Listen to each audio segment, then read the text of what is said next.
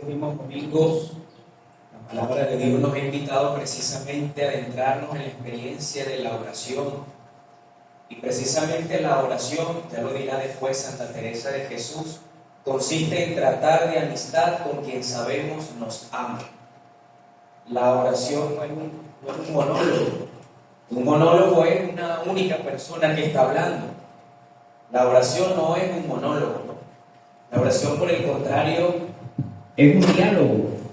Diálogo intervienen dos personas, intervienen dos personas.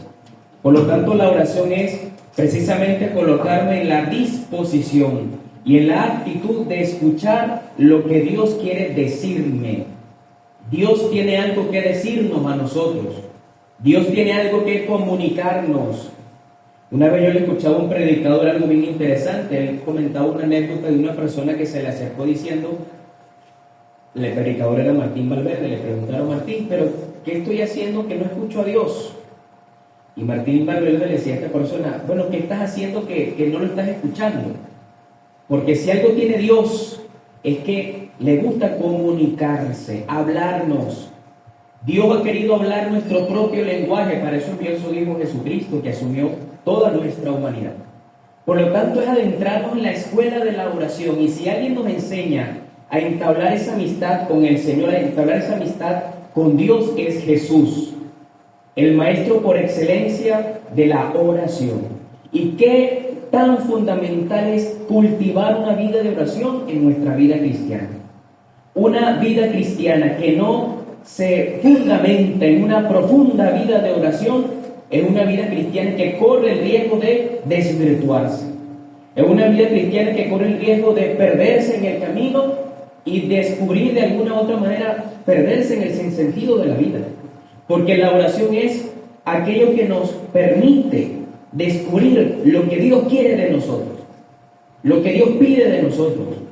En la vida de oración, en ese diálogo en el cual yo escucho a Dios, y no únicamente en el cual yo tengo que decir y tengo que hablar, está bien, tendremos que hablar y decirle muchas cosas a Dios, pero más allá de eso, que ya lo sabe, porque si hay alguien que sabe perfectamente lo que tú y yo necesitamos antes de que podamos decírselo, es Dios. La oración es esa apertura: Señor, aquí estoy, habla, como dirá el profeta después, habla, Señor, que tu siervo escucha. Bueno, y estos domingos el Señor nos ha venido insistiendo en este tema tan importante de la oración. Tanto así que hoy nos presenta esta parábola interesante, la parábola del fariseo y la parábola del publicano.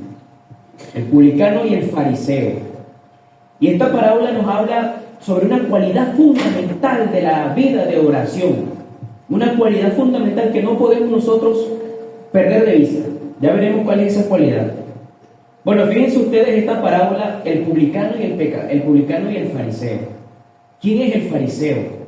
¿Quién es el publicano?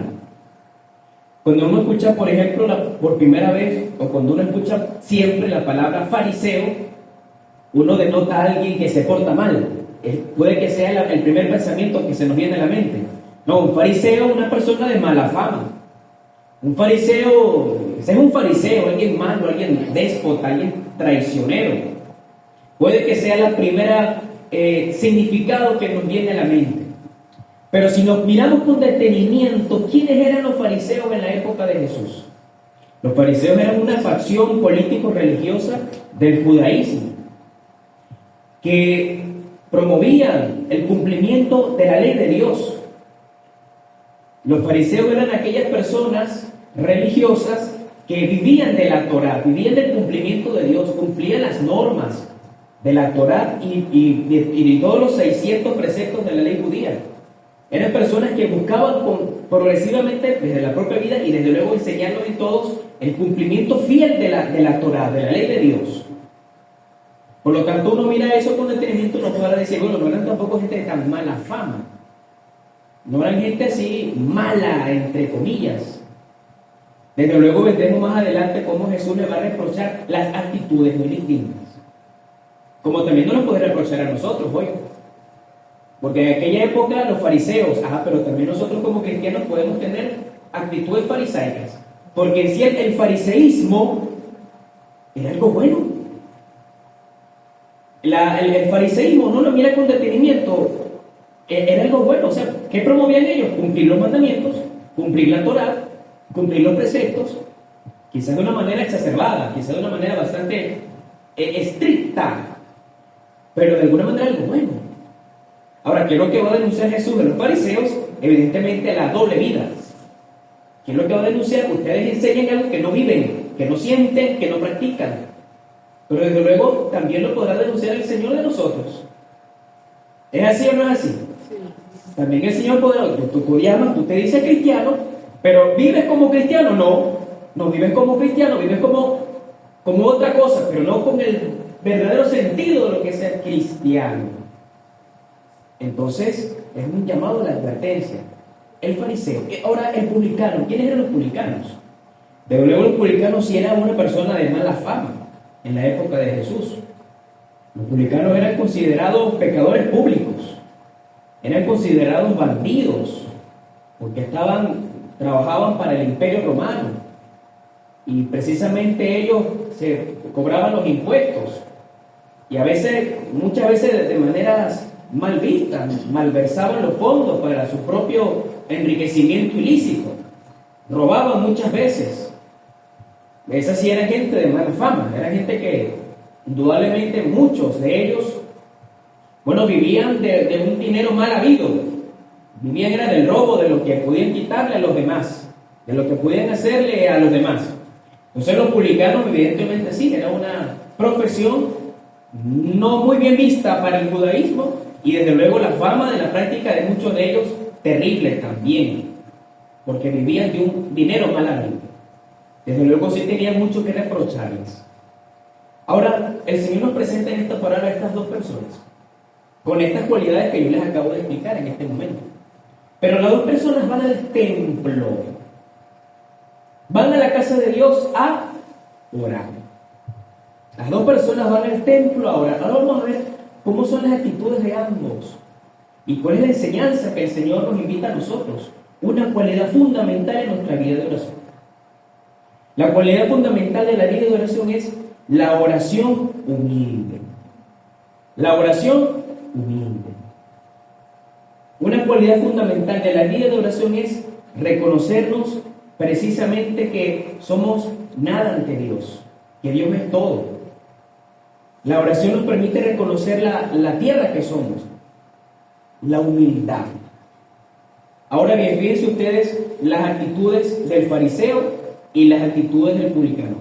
Las actitudes del fariseo: llega al templo, dice la parábola, llega erguido, no se arrodilla, sino que está de pie. Actitudes bien interesantes, actitudes que denotan un corazón de alguna manera orgulloso, actitudes que denotan de alguien que está sobrado, que está por encima de los demás, porque viene y lo que dice: Señor, te doy gracias porque yo no soy como aquel que es adúltero, que es ladrón, que es pecador.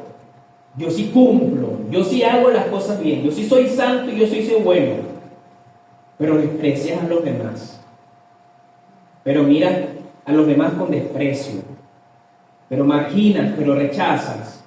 Y te crees tú la actitud erguida, te crees tú el importante. La actitud del soberbio es aquel que precisamente es capaz de creerse hasta más que Dios. Vive haciendo alarde de sus méritos, como decirle: Señor, más bien tú tienes que alabarme a mí. Fue lo que le faltó decir a ese hombre. Señor, más bien tú tienes que pagarme a mí lo bueno que soy. Imagínense ustedes. Alarde de sus méritos. La actitud. Y muchas veces podemos nosotros en nuestra vida de oración tener esa actitud con Dios. Cuidado si nuestra oración es así con Dios: Señor, más bien, yo que soy tan bueno y tú no me has dado lo que yo te estoy pidiendo. ¿Es así o no es así? ¿Cuántas veces nosotros en nuestra oración con Dios no vamos con una actitud erguida? Como que si Dios me debe a mí, y como que si Dios tiene que darme a mí, por lo bueno que soy. Por el contrario, tenemos la otra actitud de aquel hombre publicano, con todas las características que yo le acabo de decir. Aquel hombre se acerca igualmente al templo, pero qué interesante, está lejos, siente vergüenza, Siente vergüenza por lo que ha hecho. Siente vergüenza por las malas acciones que en su propia vida ha cometido. Y porque siente vergüenza, se siente indigno de estar cerca de la presencia de Dios. Pero aún así, en medio de esa indignación, de esa vergüenza que siente, ese hombre reconoce lo pecador que es. Ese hombre reconoce, Señor, yo no soy digno de yo entrar en tu casa. No soy digno, yo sí soy un pecador, yo sí he cometido. La humildad es andar en la verdad. Ese hombre reconoce la verdad, yo sí he fallado. Yo sí he cometido lo que no debía, Señor. Pero aquí estoy arrepentido, aquí estoy con un corazón contrito, con un corazón humillado. ¿Y qué dice el Señor al final? El Señor dice, este salió justificado mientras que aquel no. Queridos hermanos, la oración consiste precisamente en reconocernos ante Dios como somos, en no pretender y no hacer alarde de nuestros méritos, ni de lo que Dios tiene que darme a mí, porque según mi criterio me lo debe en justicia. Por el contrario, reconocer lo pecador que somos. Dígale que tiene a su lado, reconozca la tierra que usted es. Y vuelve a decir, no se crea más que Dios, ni más que los demás. Usted llega sobrado por encima de los demás, y atropella, y se lleva cuanto pueda por el camino, porque usted sí es bueno, porque usted sí está haciendo las cosas bien. Cuando te pones a mirar con detenimiento, y es mentira, porque también fallas, porque también te caes, porque no eres perfecto, porque también fallas. Aquel hombre fue más realista, fue más de verdad. Aquel publicano sí, he fallado, pero aquí estoy pidiéndote que me ayudes. Esa es la oración. La oración es acercarnos a Dios y decirle, Señor, he fallado, te he fallado, lo reconozco, te he traicionado, me he portado mal, pero aquí estoy, ayúdame. Y Dios hace la obra. Con un corazón así Dios hace la obra. En cambio, con el corazón altanero, corazón duro que se cierra, porque se cree que Él se la sabe todo. Bueno, vamos a pedirle, queridos hermanos, un momento de silencio al Señor que nos conceda la gracia de tener una vida de oración humilde, una vida de oración sencilla, una vida de oración en la que podamos decirle, Señor, esto soy, esto tengo, ayúdame a ser mejor, ayúdame a portarme bien, ayúdame a hacer lo que tú quieres de mí, lo que tú quieres para mí. Y veremos la gloria de Dios en nuestra vida. Amén. Amén.